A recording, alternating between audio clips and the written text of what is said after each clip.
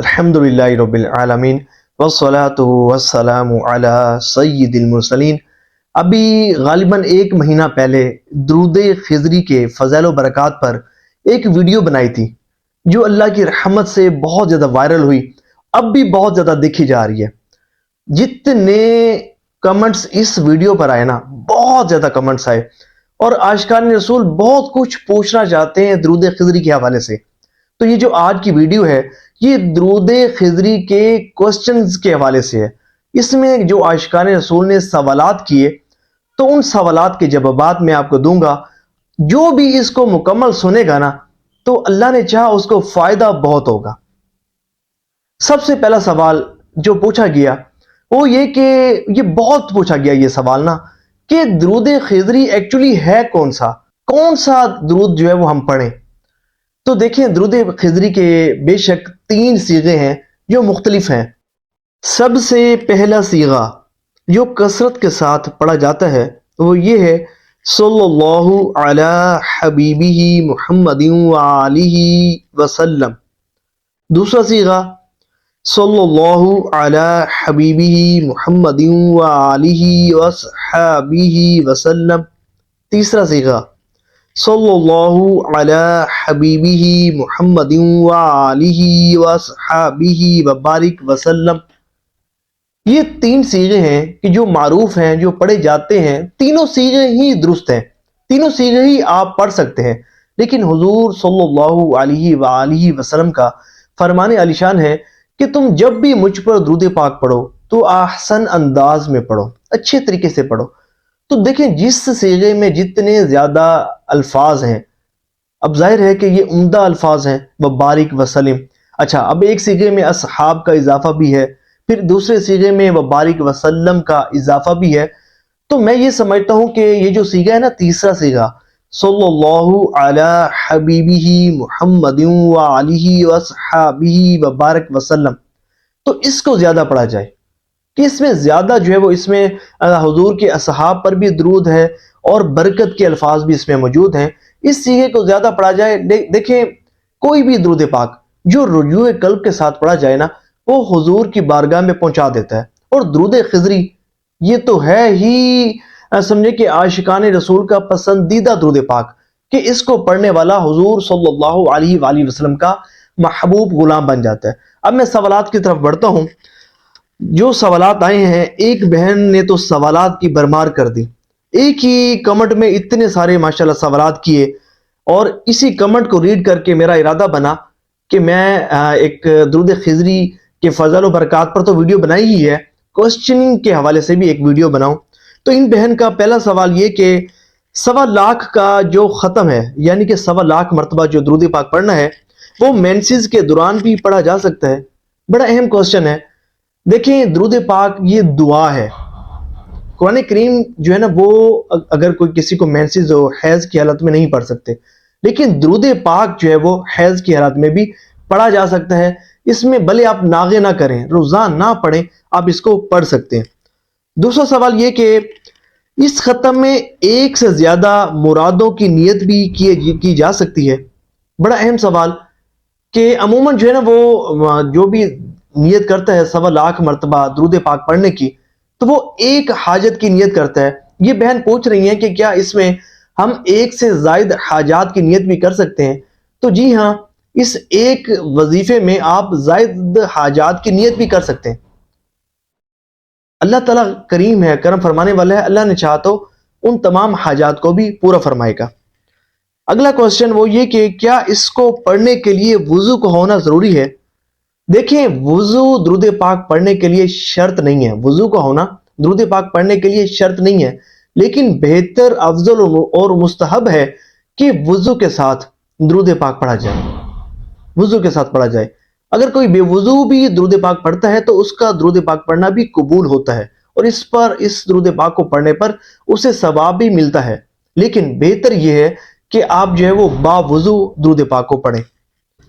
اب اگلا سوال ان کا یہ ہے کہ کیا درود شریف کا وظیفہ پڑھنے کے لیے کسی کی اجازت لینا ضروری ہے؟ دیکھیں درود پاک کا وظیفہ، اس کی سب سے بڑی بات یہ ہے کہ اس وظیفے کی اجازت حضور نبی پاک علیہ الصلوۃ والسلام نے خود عنایت فرمائی ہے۔ آپ احادیث طیبہ کا مطالعہ کریں، درود پاک سے متعلق جتنی بھی احادیث طیبہ ہیں، حضور صلی اللہ علیہ وآلہ وسلم نے کثرت سے درود پاک پڑھنے کی ترغیب دی ہے۔ کئی احادیث طیبہ ہیں جو حضور صلی اللہ علیہ وآلہ وسلم سے منقول ہیں اور درود پاک کی فضیلت کو بیان کرتی ہیں۔ تو یہ وہ مبارک وظیفہ ہے کہ کسی کی اجازت لینے کی حاجت نہیں ہے۔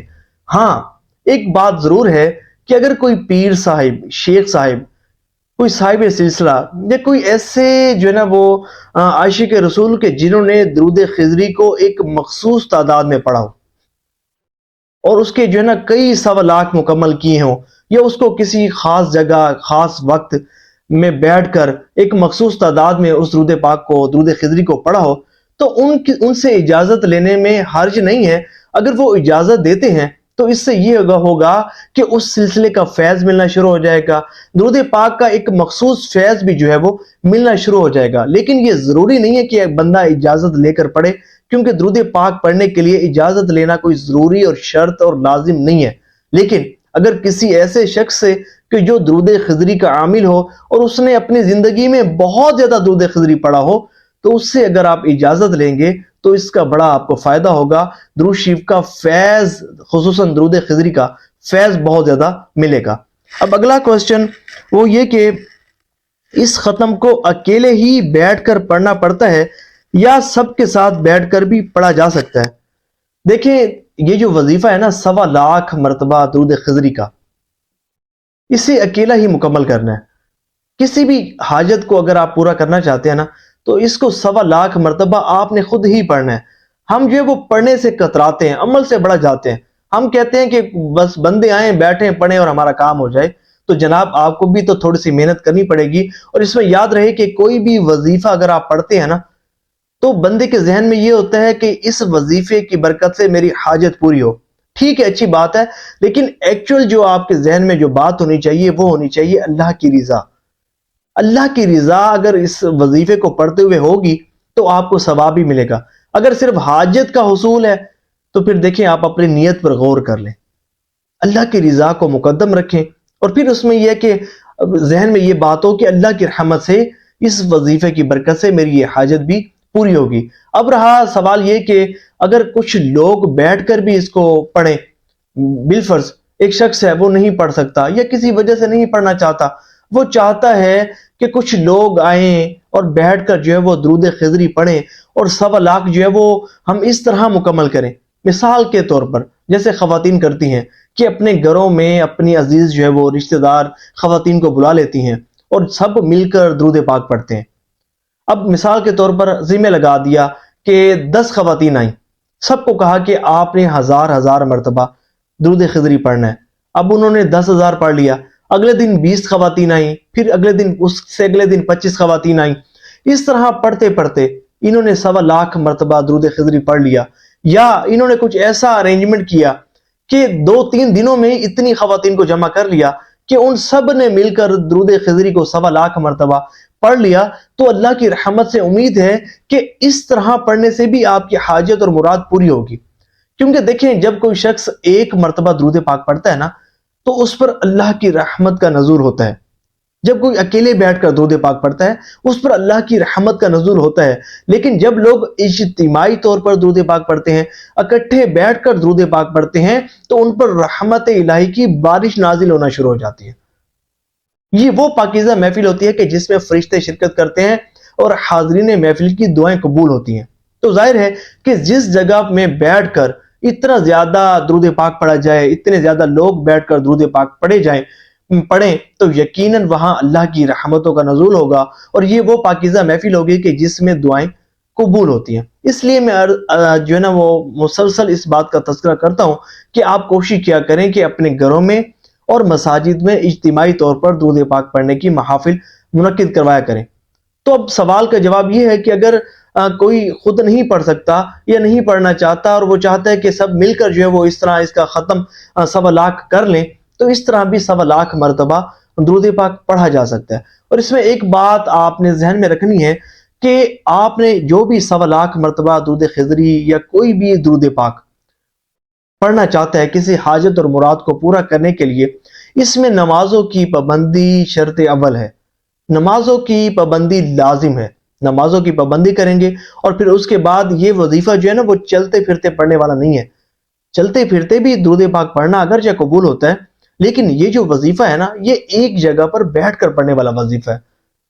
روزانہ کسی پاک جگہ پر، بھلے کوئی بھی جگہ ہو، آپ نے پاک جگہ پر بیٹھ کر توجہ کے ساتھ، خشوع و خضوع کے ساتھ گنبد خضرا شریف کا تصور ذہن میں رکھتے ہوئے، سرکار دو عالم صلی اللہ علیہ وآلہ وسلم کا تصور ذہن میں رکھتے ہوئے، اپنی حاجت کو ذہن میں رکھتے ہوئے، اللہ کی رضا کی نیت کرتے ہوئے آپ نے اس وظیفے کو پڑھنا ہے، روزانہ پڑھنا ہے۔